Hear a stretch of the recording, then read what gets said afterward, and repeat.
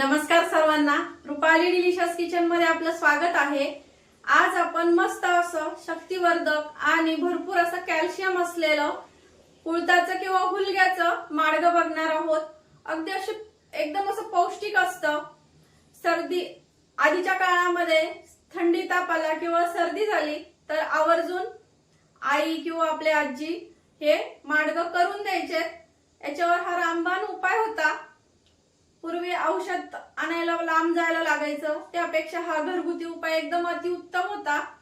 तर मग असं पौष्टिक आणि एकदम असं साध्या सोप्या पद्धतीचं हुलग्याचं माडगं आज आपण बघणार आहे। त्यामुळे व्हिडिओ स्किप न करता संपूर्ण बघा आणि चॅनलवर कोणी नवीन असाल तर चॅनलला सबस्क्राइब करा, व्हिडिओ जास्तीत जास्त शेअर करा। तर मग चला आता साहित्य बघूया आणि रेसिपीला सुरुवात करूया। तर आज आपण मस्त असं पौष्टिक असं हुलग्याचं माडगं बनवणार आहे किंवा कुळथाचं माडगं किंवा तुम्ही याला सूप पण म्हणू शकता। तर कुळीत घेतले 4 चमचे, आपण पोहे खातो त्या चमच्यानी मोजून घेतले 4 चमचे।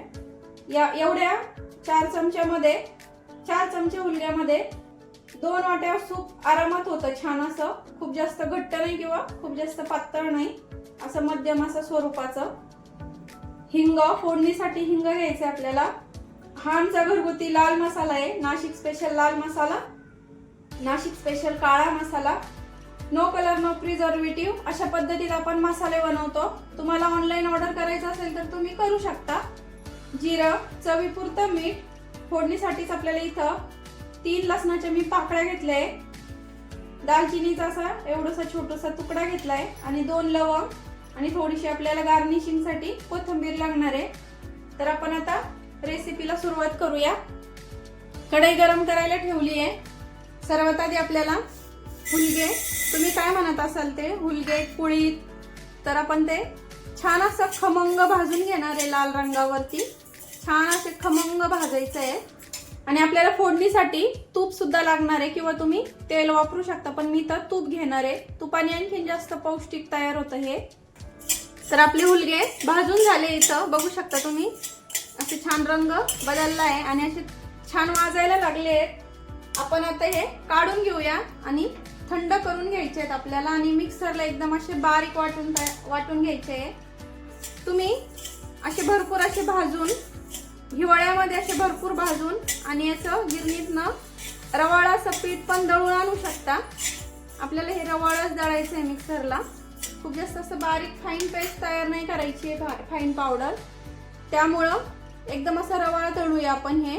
आणि तुम्ही हिवाळ्यामध्ये दररोज पिला तरी काही हरकत नाहीये, कारण हे खूप पौष्टिक असतं, हाडं मजबूत करतं।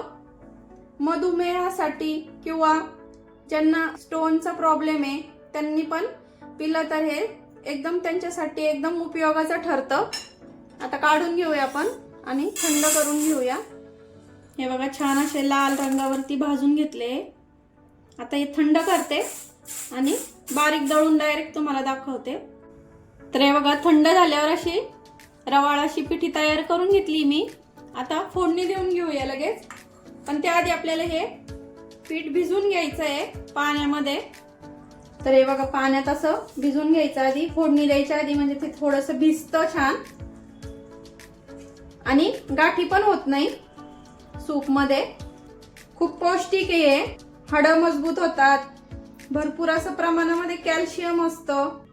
त्यामुळे थंडीमध्ये असं आवर्जून हे सूप करूनच प्यावं।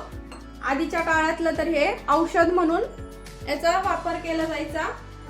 ताप, थंडी किंवा सर्दी झाली तर त्यासाठी हा रामबाण उपाय मानल्यात जायचा। तर इथं मी अर्धा चमचा असं तूप टाकून घेते। तुपामुळे आणखीन जास्त पौष्टिक तयार होतं हे सूप, त्यामुळं तूप टाकायचं।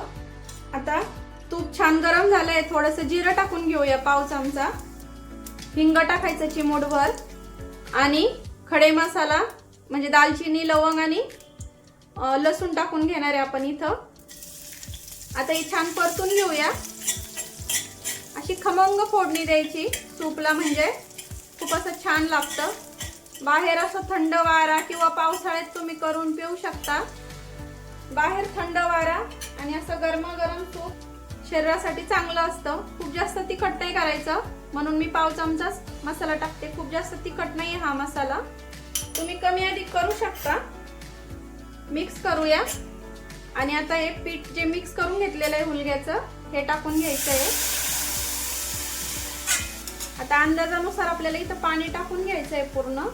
तुम्ही वाटीचं प्रमाण पण करू शकता. खूप अशी छान खमंग फोडणी बसली आहे. एवढा छान सुगंध येतोय ना. तर अजून थोडंसं पाणी टाकणार आहे मी, जेणेकरून असं खूप जास्त दाटसर किंवा होणार नाही त्यासाठी. तर एकूण मी जवळपास 2 ग्लास पाणी टाकलंय. तर हे बघू शकता तुम्ही, एवढी छान खमंग अशी फोडणी बसली ना. आता सर्वात शेवटी इथं चवीपुरतं मीठ टाकून घेऊया, थोडीशी कोथिंबीर. आता याला छान उकळ काढून घ्यायची आहे. तर हे बघा, छान अशी उकळी फुटली आपल्या माडग्याला. आता किती दाटसर झालंय ते दाखवते. हे बघा, असं इतकं दाटसर झालंय. अजून 5 मिनिट आपण याला उकळून घेऊया. छान कच्चं नाही राहिलं पाहिजे. अजून थोडंसं घट्ट होणार आहे आणि आपलं खमंग असं माडगं किंवा सूप हुलग्याचं एकदम असं पिण्यासाठी रेडी आहे, गरम गरम असं. तर हे बघा, 5 मिनिट झाले. बघू शकता किती आणखीन जास्त दाटसर झालंय हे. आता सर्व करून घेऊया. गॅस बंद केलाय मी. तर या हिवाळ्यात असं छान पौष्टिक असं कुळथाचं किंवा हुलग्याचं माडगं नक्की करून बघा. एकदम असं पारंपरिक पद्धतीने दाखवलेलं आहे आणि भरपूर असं पौष्टिक असतं. तुम्ही एकदा ट्राय करून बघा. सर्दी झाली, ताप आला, मुलांना सुद्धा चांगलं असतं हे. भरपूर असं कॅल्शियम असतं या सूप मध्ये. तर याआधी मी शेंगोळ्याचे, हुलग्याचे शेंगोळे अशी रेसिपी दाखवलेली. याचे शेंगोळे पण खूप छान लागतात. तर तुम्ही ती रुपाली डिलिशियस किचनला जाऊन बघू शकता.